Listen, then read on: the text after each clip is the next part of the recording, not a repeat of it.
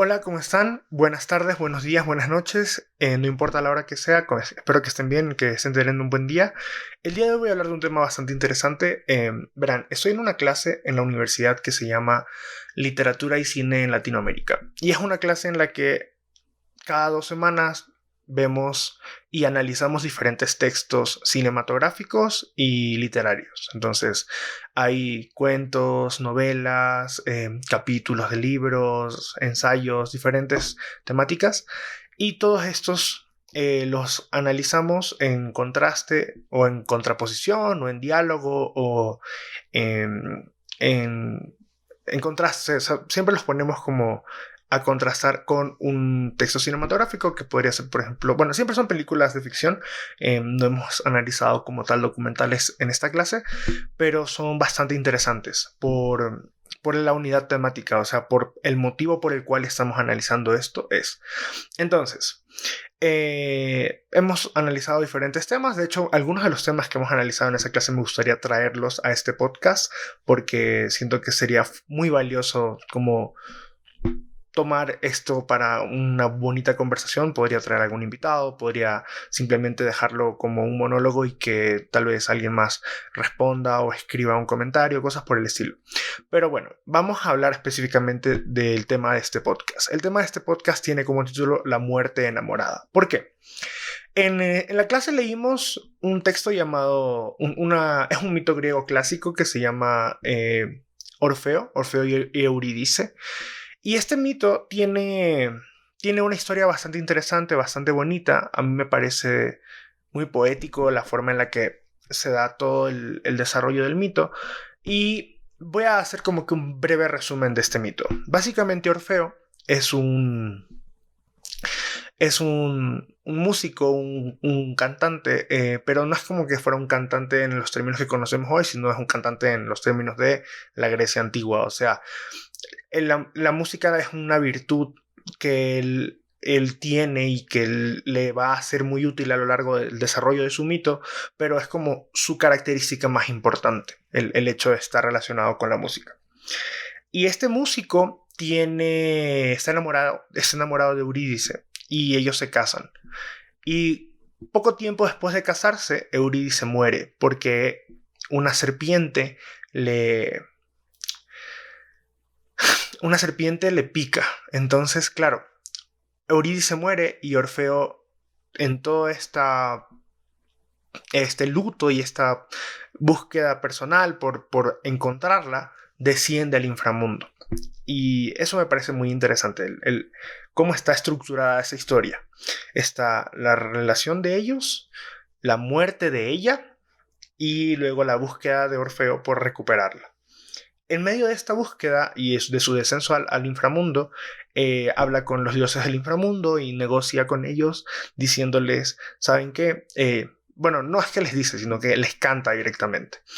Y al cantarles, ellos acceden a que Eurídice vuelva al mundo de los vivos, pero con una única condición.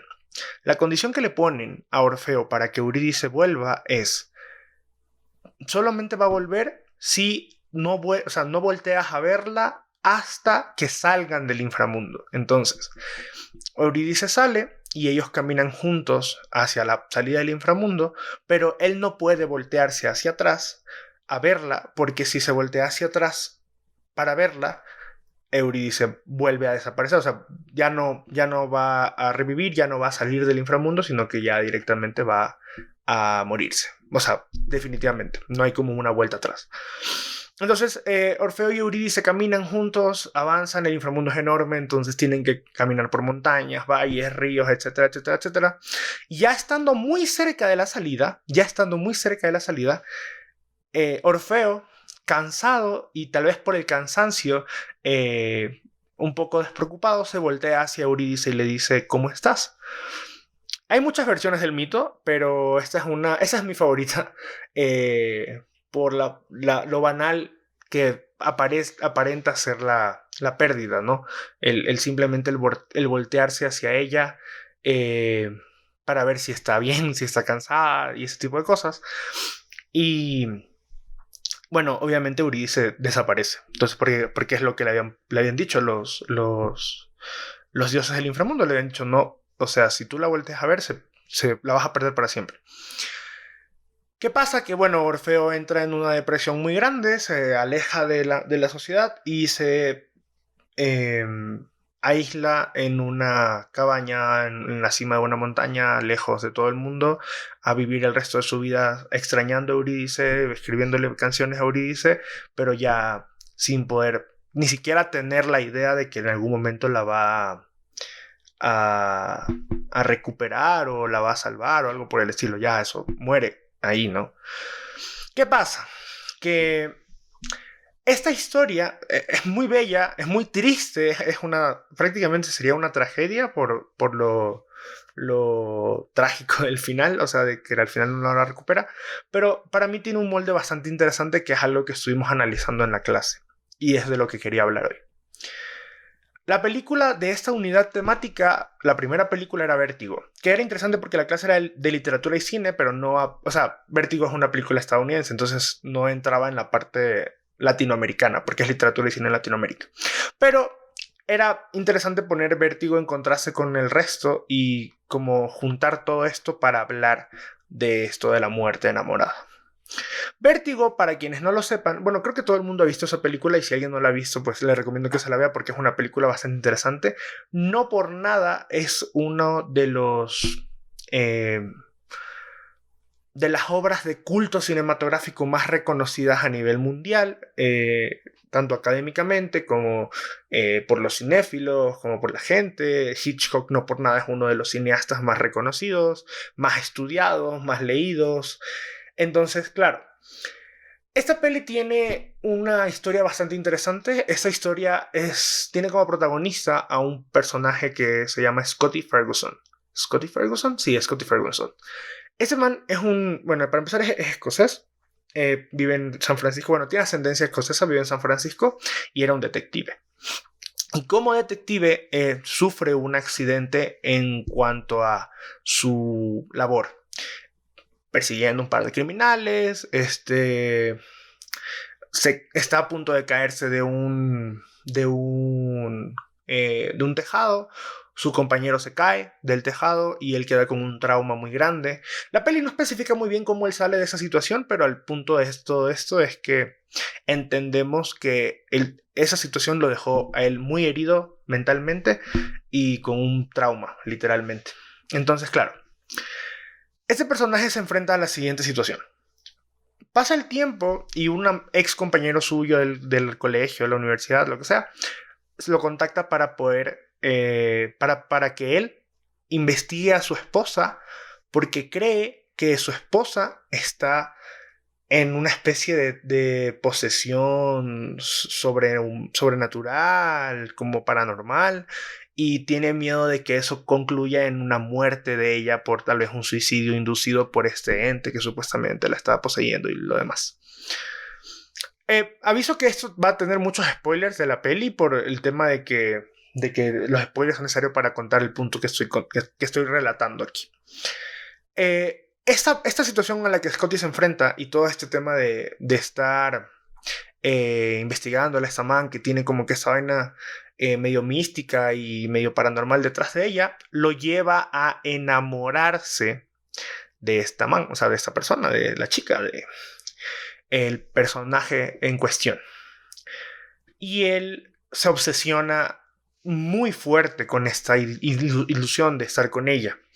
Pero en algún punto de la película, ya cuando como es más visible y más tangible su obsesión, porque ya se han visto, ya, o sea, la ha estado siguiendo, luego ya se han visto, le salva la vida en una ocasión, pasan algunas cosas. En ese punto, cuando más cerca están de concretar como su vínculo personal, ella muere. Ella muere por un aparente suicidio. Luego más adelante en la cinta vamos a descubrir que la persona a la que él estaba siguiendo y de la que se enamoró realmente no era una persona, sino era una fachada que este amigo suyo había inventado para poder justificar la muerte de su esposa y en consecuencia un robo. fiscal, así, o sea, era como un tema de evasión de impuestos y de herencias, medio complejo. Pero el resumen de todo esto es que Scotty está enamorado de una falsa, o sea, de una falsa ilusión. Bueno, una ilusión ya de por sí es como algo que no es real, sino que es un invento. Entonces, una falsa ilusión sería solo eso, pero más falso todavía. El punto de todo esto es que Scotty se obsesiona con ella e intenta, o sea, inconscientemente la busca. O sea, bueno, primero queda traumado, se mete en un hospital psiquiátrico para tratar su locura y su vaina, y eventualmente empieza a transitar o recorrer los mismos lugares por los que alguna vez, en los que alguna vez la vio o por los que alguna vez pasó con ella. O sea, como que intentando buscarla de alguna manera, como si ella fuera a reaparecer de la nada. ¿Qué pasa? Lo que pasa con esto es que eventualmente Scotty encuentra a una mujer que sospechosamente se parece mucho a su amada ilusión. Su amada ilusión tenía el nombre de Madeleine Elster. Y esta nueva chica a la que él le encuentra se llama Judy Barton. Y procede a buscar cómo relacionarse con ella, cómo contactar. Primero la busca en su casa, le invita a salir, tienen una conversación en la que ella le dice: yo no soy la man que estás buscando. Él le dice: lo siento, es que yo te juro que te pareces a ella. Y bueno, y tienen ahí como su conversación. Y aquí me parece que está la parte más interesante de la película, que es, en principio él le sugiere o le pide salir porque está convencido de que ellos pueden, perdón, le acabo de pegar al micrófono, de que ellos pueden tener como un vínculo completamente natural. O sea, que si ellos salen y tienen como citas y este tipo de cosas, van a tener un vínculo, porque él la quiere conocer. Aparentemente, genuinamente la quiere conocer a ella como persona. Porque eso es algo que ella sí le deja muy claro. Así de: ¿tú quieres salir conmigo porque te gusto yo? ¿O quieres salir conmigo porque te recuerdo a alguien más? Él le dice: no, yo sí quiero salir contigo porque me interesas tú. Entonces ella le dice: está chato, vamos a salir. ¿Qué pasa? Lo que pasa es que conforme va pasando el tiempo y ellos están saliendo, él le va pidiendo, al principio sutilmente y más adelante ya no tan sutil, sino ya más directa, incluso descaradamente, que ella sea o se convierta hasta cierto punto en Madeleine Elster. Es decir, le empieza a comprar la ropa que Madeleine utilizaba, la lleva a los lugares a los que él solía pasar con Madeleine. Empiezan a tener como que todo este tipo de momentos en los que él activamente está pidiendo que ella se pinte el pelo, la obliga a hacerse un cambio de look, o sea, un poco de cosas. ¿Qué pasa?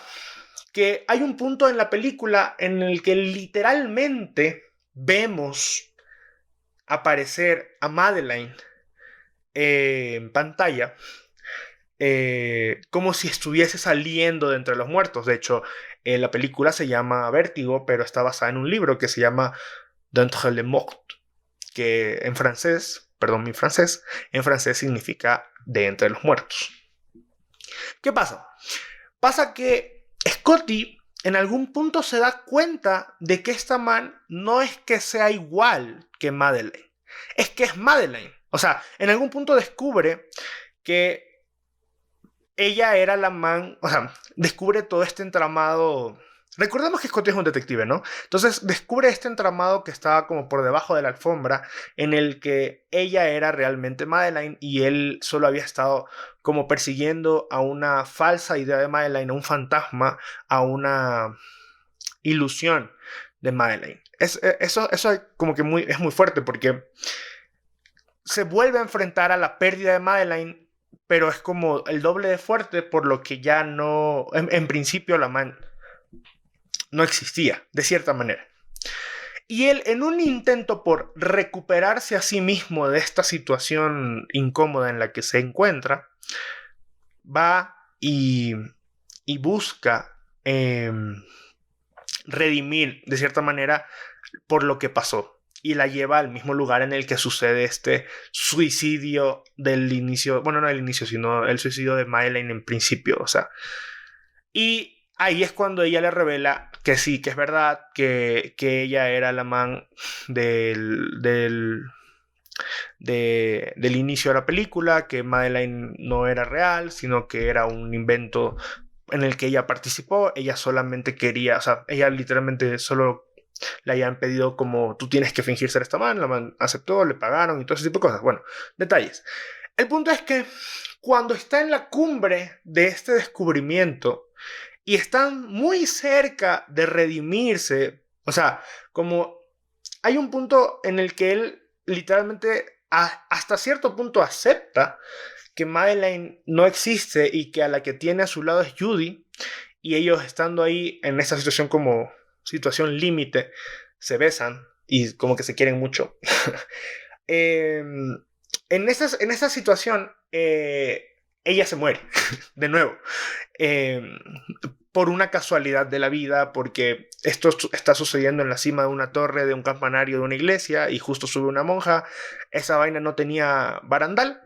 La monja la hace asustarse. Bueno, no es que la monja la haya asustado. Ella se asusta al ver a la monja porque la monja en principio no va o sea, es una monja y las monjas visten así como estos trajes que son como cubren todo el cuerpo, entonces en la oscuridad se veía solo como una silueta rara, negra, y claro, la man se asusta, se tira erróneamente por el campanario ese y se muere. Y aquí hay una cosa muy interesante, y es que se muere como se habría muerto en principio Madeleine, porque Madeleine se tira también del campanario, solo que para Madeleine era un suicidio, y acá lo que pasa es una muerte, no es un homicidio como tal, es un suicidio involuntario, por decirlo de alguna manera, porque ella se tira, pero no se tira con la intención de matarse, sino que se tira intentando escapar de la monja. Pero a lo que voy es que se genera esta rima entre la muerte falsa de Madeline y la muerte real de Judy, que era la que estaba detrás de este misticismo de Madeline. Ok. Este es el segundo texto del que hablamos para este tema de la muerte enamorada. El podcast hoy va a ser un poquito largo, va a durar como unos 30 minutos, aviso. Y de ahí el último tema, lo último que está relacionado a esto de aquí, es un libro que luego se pasó que luego se pasó a película, que se llama La Virgen de los Sicarios. La Virgen de los Sicarios es una novela ambientada en Medellín en la época del narco, o sea, en la época dura del narco en Colombia. Estamos hablando de la época de Pablo Escobar, de la época en la que Colombia tenía cifras que excedían a países en guerra, o sea, cifras de violencia que excedían a las de países en guerras y de largo. Entonces, en ese contexto muy crítico, muy caótico, muy socialmente complejo, está un personaje que es el protagonista de esta historia, que se llama Fernando. Fernando es una especie de literato, escritor, gramático, lingüista hasta cierto punto, académico de la lengua española, que tiene como una visión, digamos, un poco arcaica de las cosas, y se reconoce a sí mismo como una persona que ya no entra en los moldes de lo que la sociedad busca o quiere o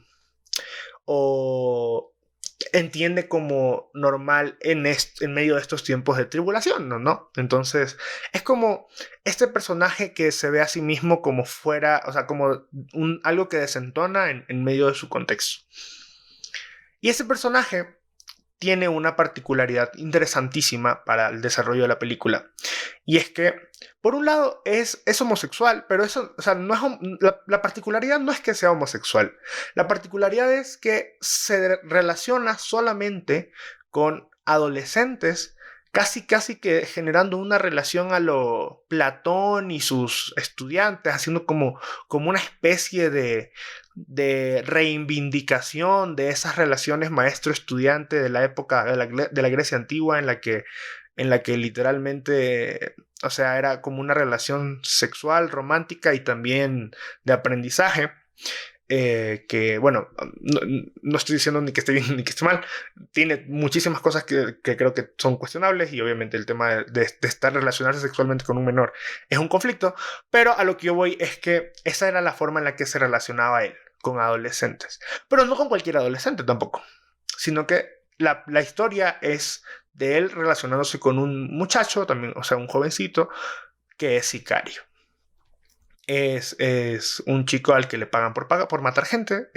Y tanto la novela como la película, más la novela que la película, se toman muy, este tema de la violencia lo toman con mucha frialdad. O sea, no es para nada algo que escondan o que busquen,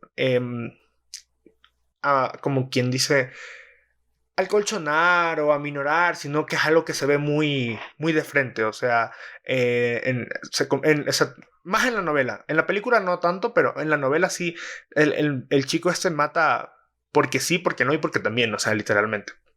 Y bueno, esta dinámica de estos personajes se va desarrollando a lo largo de la historia. Ellos se conocen, empiezan a salir, empiezan a verse, empiezan a tener sus encuentros y eventualmente generan una relación bastante fuerte en la que el uno le enseña al otro, el chico que es sicario le enseña de las cosas que pasan en el mundo de la calle, de cómo funciona, cuál es el dialecto que la gente está utilizando, qué palabras usan, cómo usan las palabras, a qué se refieren, cómo cuentan a los muertos, o sea, como que todo este tipo de cosas. Y el otro man, en cambio, le hace como su feedback más como académico, más desde su perspectiva tal vez conservadora en ciertos temas, o como que en base a esos contrastes se da su relación. Pasa con esto que cuando ya están desarrollando su vínculo más profundo entre ambos, este chico muere. El chico se llama Alexis. Alexis muere. Muere porque, claro, es un sicario, está relacionado con el mundo de la mafia y el narco y un N cantidad de problemas ahí.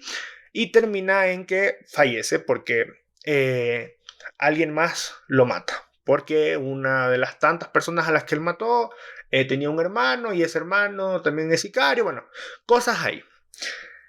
El tema es que cuando pasa esto de la muerte de Alexis, Fernando obviamente se siente muy mal por lo que acontece, ¿no? Por haber perdido a su amor, porque él veía en esta relación algo muy bello y él tenía como que este ideal de ambos juntos y se siente muy mal y yendo por la vida, cosas así, recapitulando momentos del pasado y visitando lugares del pasado, se encuentra con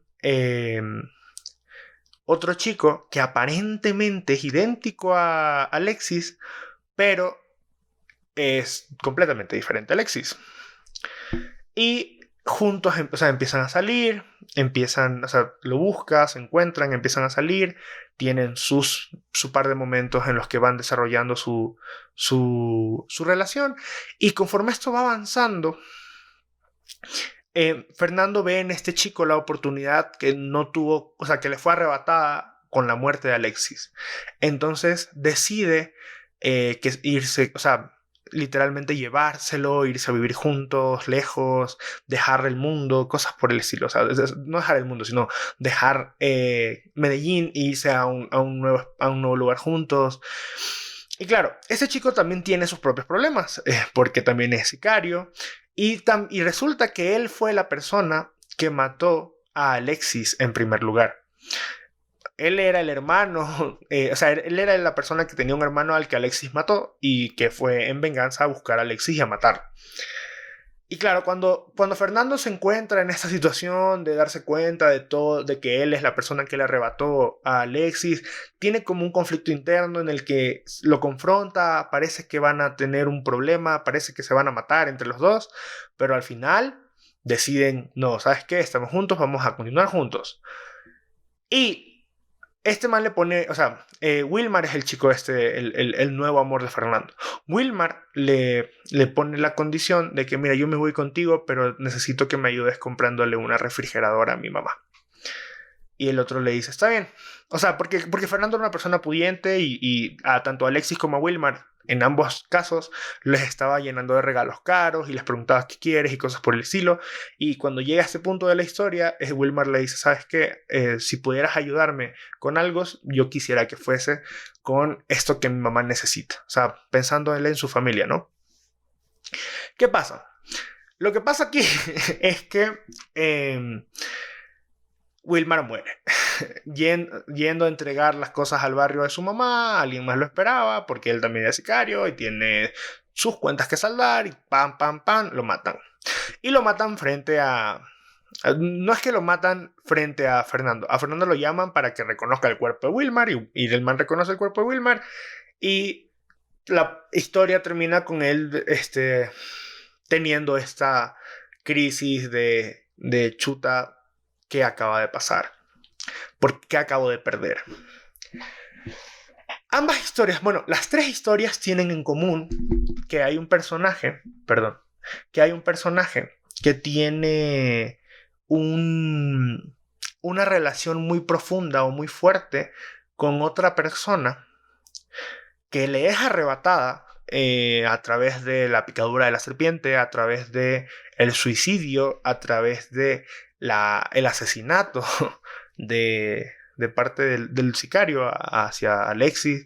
El suicidio es de Madeleine Elster y la picadura de la serpiente es de Eurídice. Y luego esos personajes emprenden una búsqueda. En el caso de Orfeo es consciente, en el caso de los otros es más inconsciente, pero emprenden una búsqueda a ver si la encuentran y la consiguen salvar. O sea, y consiguen salvar su amor. Y esa búsqueda implica un descenso. ¿Un descenso por qué?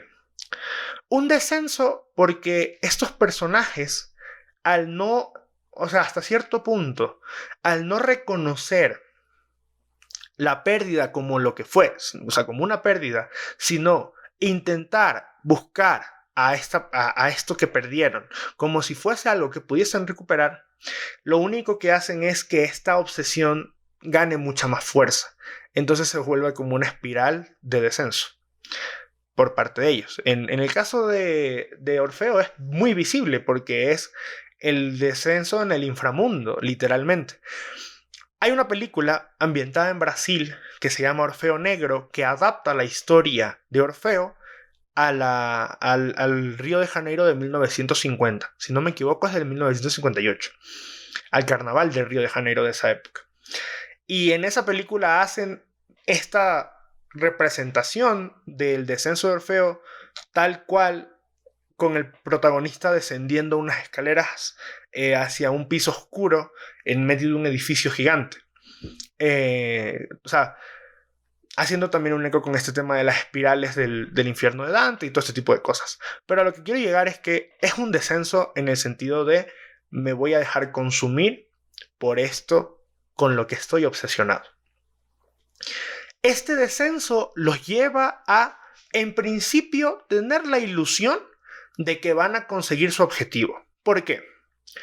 Porque Orfeo le canta a los manes estos a los dioses del inframundo y ellos le dicen, ¿sabes qué? Sí, te vamos a devolver Eurídice, pero te la vamos a devolver con la condición de que salgas de aquí sin verla.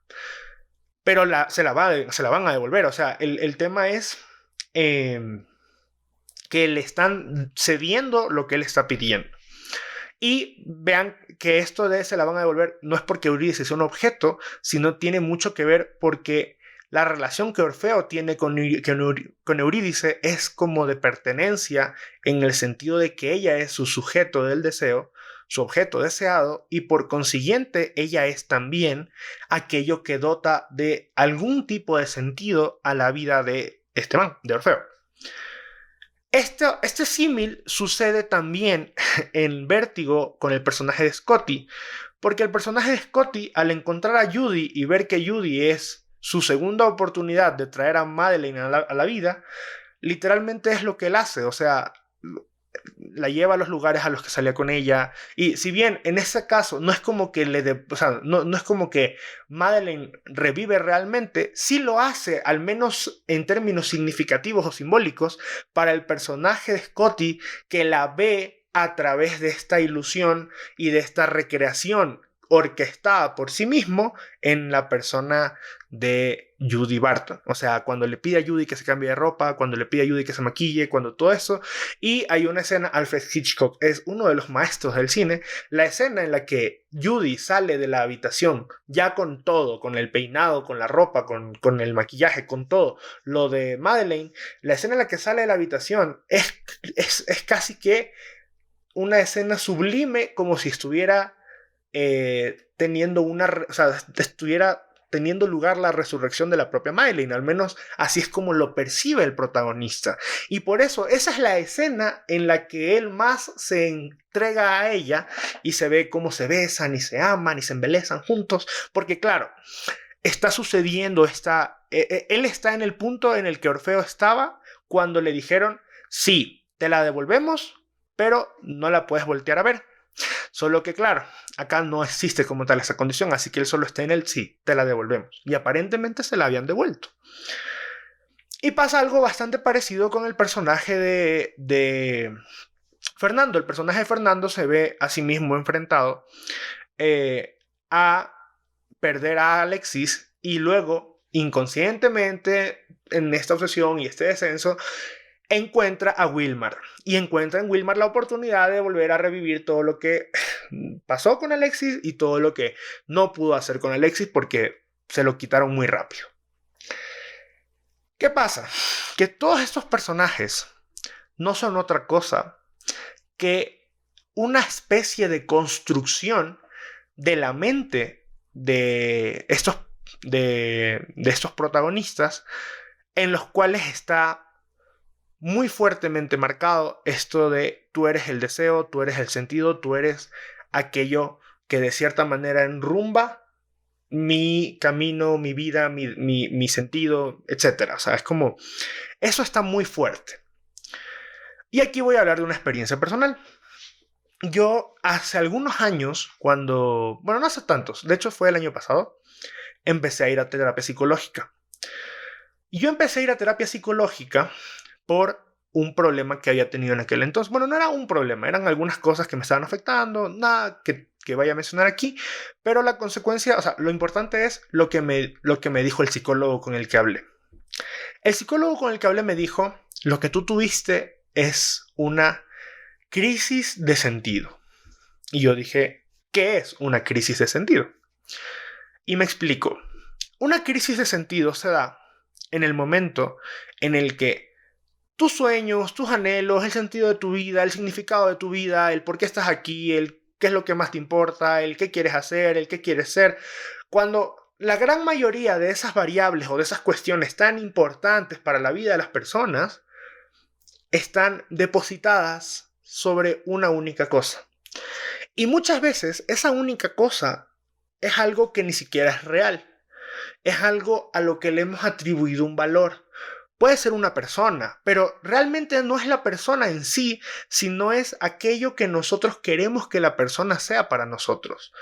O también es lo que esa persona nos permite a nosotros ser, entendiendo por eso, por ejemplo, en una relación de pareja, en el momento en el que yo veo a la otra persona como el sentido de mi vida, le estoy adjudicando a esa persona el poder de permitirme ser a mí feliz, por ejemplo, y de permitirme a mí ser mejor, de permitirme crecer, de permitirme llegar más lejos. O sea, todo eso va de la mano con esa parte, con en el caso de ser una persona, puede ser eso. Puede ser, por ejemplo, la aprobación de los padres. O sea, puede ser el hecho de ver a mis padres feliz me dota ese sentido. Entonces estoy poniendo en el criterio de mis padres literalmente mi estabilidad emocional, porque de que ellos estén felices depende que yo esté feliz, por ejemplo. Y hay casos y casos, y hay cosas y cosas. O sea, pueden ser personas, pueden ser objetos, en el mundo tan consumista en el que vivimos hoy en día, que no, o sea, ¿en cuántos ejemplos no aplicarían a esto de es que esa casa es la que me va a hacer feliz, es que ese carro, es que ese objeto, es que ese viaje, es que ese trabajo, es que, o sea, muchas cosas, muchas cosas. ¿Qué pasa? Que eso como tal, o sea, eso no es en sí la crisis de sentido, eso es el cómo inicia una crisis de sentido. Entonces, tenemos a una persona tenemos las ilusiones, las expectativas, los anhelos, todo ese tipo de cosas, y tenemos un objeto o un sujeto que es quien sostiene este tipo de cosas. La crisis de sentido se da cuando eso se cae, es decir, cuando hay una muerte que no necesariamente es una muerte física, o sea, no es que la persona deja de vivir o que el objeto se destruye, sino que es una muerte en el mundo de las ideas, una muerte psicológica, una muerte mental, una muerte en la que literalmente lo que estamos viendo es algo que nosotros creíamos que iba a darse, no se dio. En el caso de una relación de pareja puede ser terminar con tu pareja. En el caso de lo que hablé de los padres puede ser decepcioné a mis padres. O mis padres siempre estuvieron decepcionados. O realmente lo que yo estaba haciendo no es lo que mis padres querían o no es lo que ellos esperaban. Muchas cosas pueden provocar que esto se caiga. ¿Por qué? Porque lo que estamos haciendo es literalmente hacer de nuestro sentido, de aquellas cosas que son significativas para nosotros, de aquellos valores que más felices nos hacen o en los que depositamos como nuestra salud mental, nuestra estabilidad emocional, nuestro orden hasta cierto punto, los hacemos como un mundo y ese mundo tiene un Atlas. Atlas es este personaje de la mitología griega que cargaba el mundo.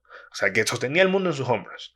Entonces, ese mundo tiene un Atlas. Y ese Atlas no solo es que no sea real, sino que nosotros lo pusimos ahí. Para empezar, nosotros creamos ese mundo y nosotros pusimos a Atlas a sostener ese mundo.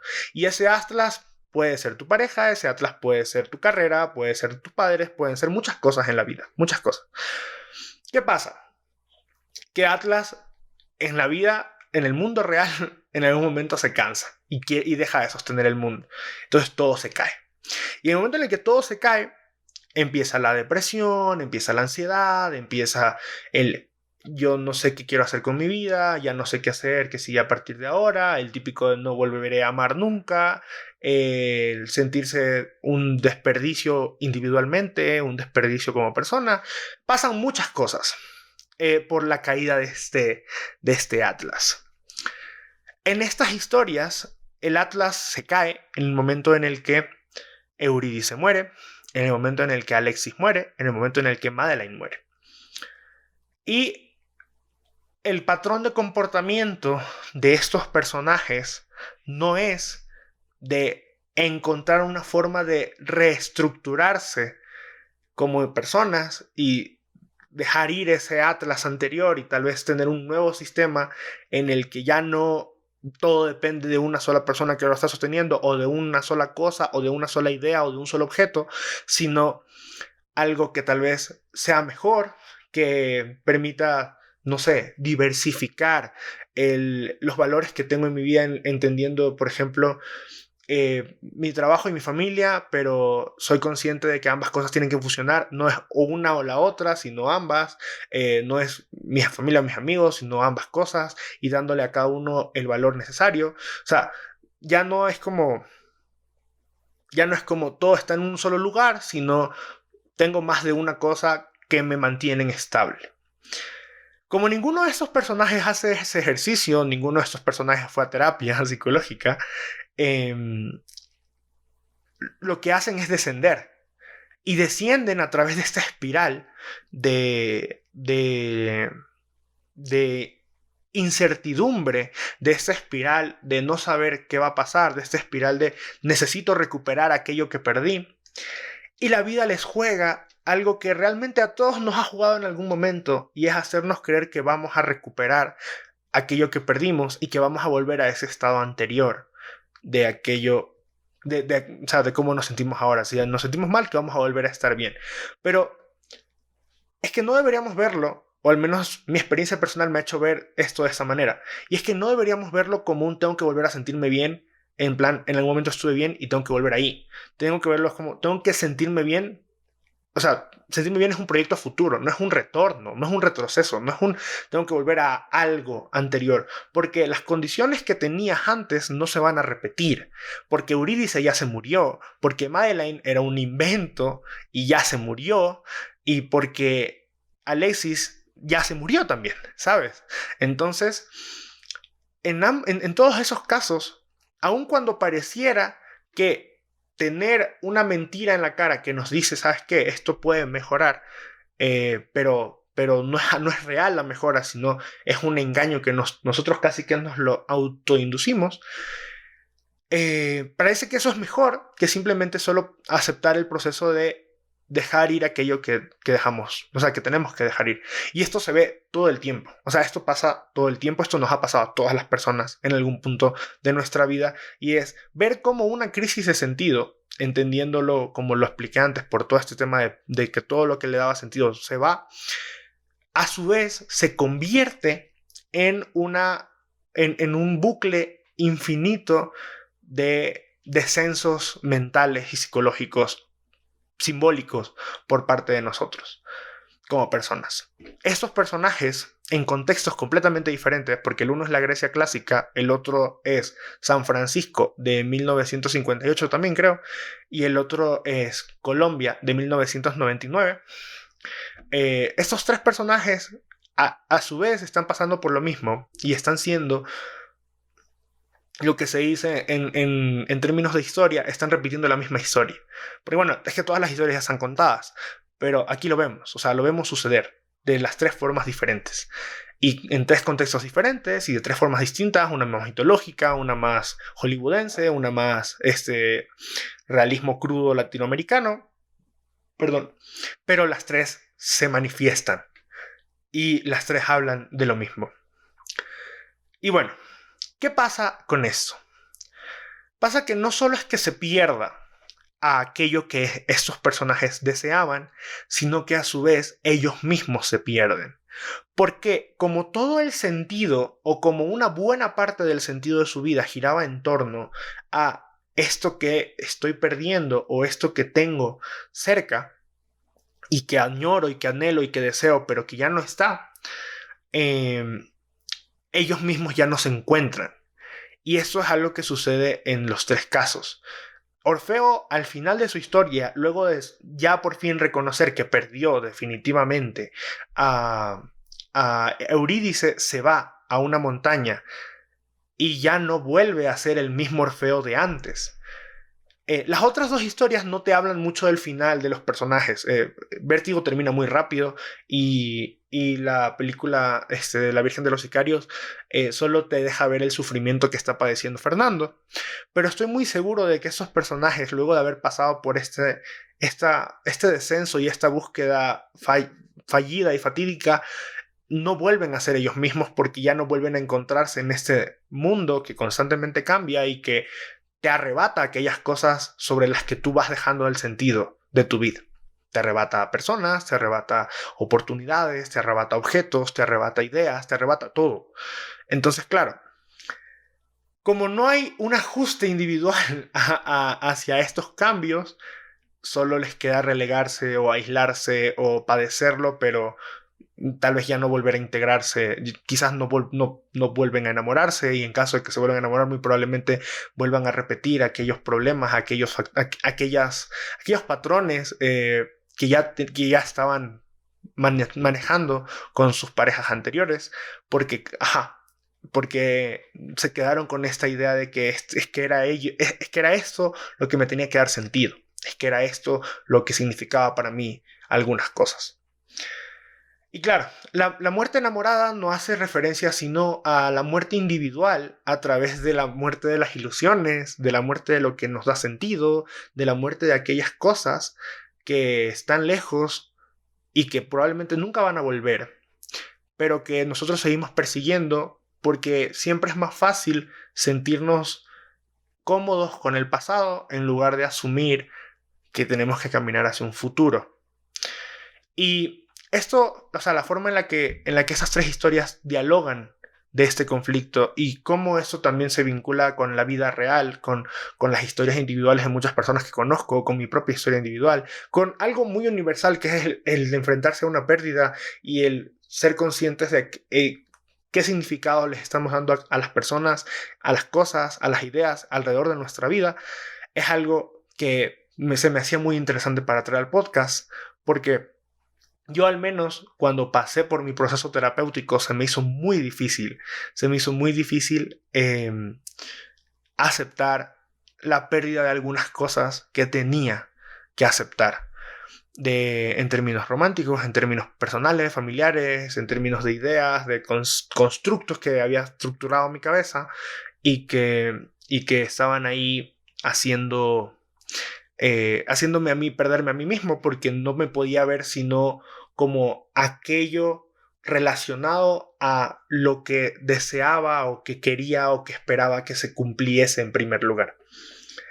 Y es una especie de reflexión que lo que busca es que si alguien está escuchando esto y es consciente de o ha identificado en lo que he explicado tanto en estas historias como en mi experiencia personal, ha identificado algún tipo de patrón con algún proceso personal suyo, entonces que pueda encaminar su proceso no hacia recuperar, sino hacia avanzar, entendiendo la felicidad no como un estado previo en el que se veía que se iban a cumplir mis anhelos, sino como una oportunidad de hacia el presente, porque el presente es sobre lo que tenemos agencia, y hacia el futuro poder estar en una estabilidad emocional y en un sentimiento mucho más equilibrado respecto a nuestras emociones anteriores.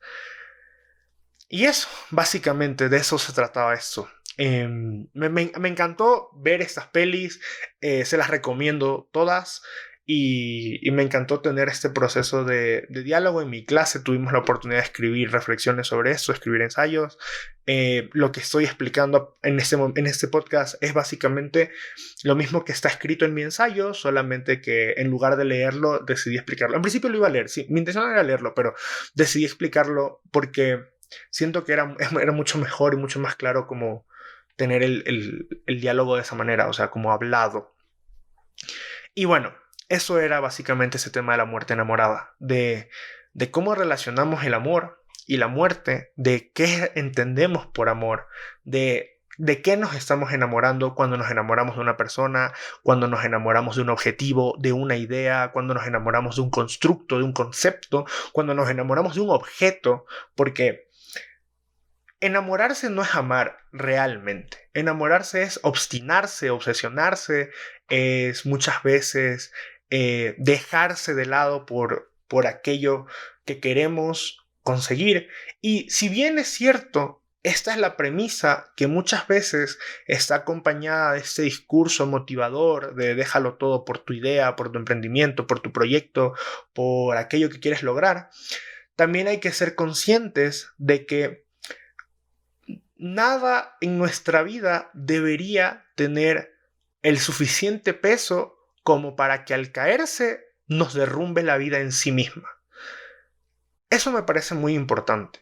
O sea, démosle la importancia a las cosas que queramos dárselas, y si tienes ese proyecto, si tienes ese plan, si tienes ese emprendimiento, si esa persona a la que estás conociendo te encanta, si tu familia es muy importante para ti, todo ese tipo de cosas, si todo ese tipo de cosas son relevantes, continúa, pero no deposites en nada de eso el suficiente peso como para que el día que la vida te lo arrebate, porque te lo va a arrebatar, no le pongas el peso como para que tu vida se caiga porque eso se ha ido. Sobre todo porque luego levantarse no es tan sencillo y no todo el mundo se puede levantar. Ahora, obviamente, eso no significa que las cosas no tienen que tener importancia. Eso no significa que nada es relevante o que nada importa o que nada tiene un punto, o sea, tiene su valor real. Y creo que para esto una frase que me encanta, que me encantaría citar, es de Everything Everywhere All at Once, cuando la mamá le dice a la hija, sí, en un mundo en el que hay 1.000.000 de galaxias y 1.000.000 de oportunidades y yo podría estar haciendo cualquier cosa y en cada multiverso estoy haciendo una cosa completamente diferente, obviamente quiero estar contigo, pero porque quiero estar contigo, porque soy consciente de las magnitudes de lo que existe. Igual tú no vas a perder importancia por eso. Y eso se me hace muy bello. Se me hace muy bello tener ese nivel de conciencia de nuestro entorno, de nuestra vida, de todos los valores que hay en nuestra vida, de nuestro trabajo, nuestros estudios, nuestras relaciones románticas, nuestra familia, nuestras amistades, de todo eso, todas las diferentes cosas que nos conforman como individuos, porque somos al final la suma de todo eso, y poder decir, sabes, esto es importante para mí por esto, y esto es importante para mí por aquello, y esto es importante para mí por esto, y le puedo dedicar a cada cosa lo que siento que esa cosa de mí necesita. Si tengo que pasar tiempo con mi familia, lo paso con mi familia. Si tengo que pasar tiempo con mi pareja, lo paso con mi pareja. Si tengo que pasar tiempo con mis amigos, lo paso con mis amigos. Si tengo que trabajar, trabajo el tiempo que tengo que trabajar. Si tengo que estudiar, estudio el tiempo que tengo que estudiar, porque todo ese tipo de cosas a mí me van sumando. Pero que no sea todo una pirámide una pirámide invertida en el que la base está hacia arriba y la base es una cosa que está siendo sostenida por lo demás y todo el tiempo está tambaleando porque aquella cosa se puede caer en cualquier momento. Esa es toda la reflexión que quiero traer respecto a este tema. Y pues eso, si les ha gustado este podcast, si les ha gustado esta reflexión respecto de la muerte enamorada y de cómo se ha manifestado esta muerte de las ilusiones, esta muerte de las ideas, esta muerte, este luto personal, en palabras de un no sé qué término utilizar, pero bueno, es un creador de contenido. Sí, es un creador de contenido que me gusta muchísimo, que se llama Farid Dieck. Él habla de la futuralgia como este sentimiento de nostalgia, pero no nostalgia hacia atrás, sino nostalgia por lo que iba a ser el futuro, pero ya no es. Que puede ser perder una oportunidad laboral, que puede ser terminar con una pareja, que puede ser cualquier pérdida en la vida, o sea, cualquier pérdida que como pérdida implica una proyección a futuro que ya no se cumplirá. Entonces, siento que todo este tipo de cosas están vinculadas con esas tres películas. Vean las tres películas. Bueno, Orfeo no era una película, era un mito, pero si quieren ver, vean Orfeo Negro, la película ambientada en Brasil, es muy buena. A mí me encantó. De todas las pelis que he visto en esa clase de literatura y cine, es una de mis películas favoritas. Y también creo que es una de mis películas favoritas de la vida. Entonces las recomiendo. Les recomiendo esa. Obviamente Vértigo, cómo no les voy a recomendar. Y cómo no les voy a recomendar La Virgen de los Sicarios. Aunque siento que de las tres es como que la que menos factura de producción tiene. Pero bueno, es que es cine latinoamericano y Latinoamérica tiene sus temas con la industria cinematográfica. En cualquier caso, espero que les haya gustado. No lo olviden. Cuiden su equilibrio. No... Es normal tener crisis y es normal vernos enfrentados a esto. Vayan a terapia o consíganse a alguien con quien hablar de estos temas, de preferencia una persona profesional, algún consejero estudiantil, consejero académico, consejero psicológico, alguien de confianza. Incluso los amigos a veces son buenos, no son los mejores psicólogos, lo mejor siempre es ir a un psicólogo, pero de todas maneras el solo hecho de hablar de ese tipo de cosas con alguien ya es valioso, así que considérenlo siempre. Yo me despido por hoy, espero que les haya gustado este episodio, se alargó un poco más. Mi intención era hacer episodios más cortos, de 20 minutos o así, pero siento que este tema daba para extenderse muchísimo y espero que les haya gustado la reflexión y los diferentes matices que se tocaron en esto y eso, que lo hayan disfrutado. Yo soy Johnny Stewart. Nos vemos en un próximo episodio. No sé cuándo, pero pronto. Así que cuídense mucho. Un abrazo y chao.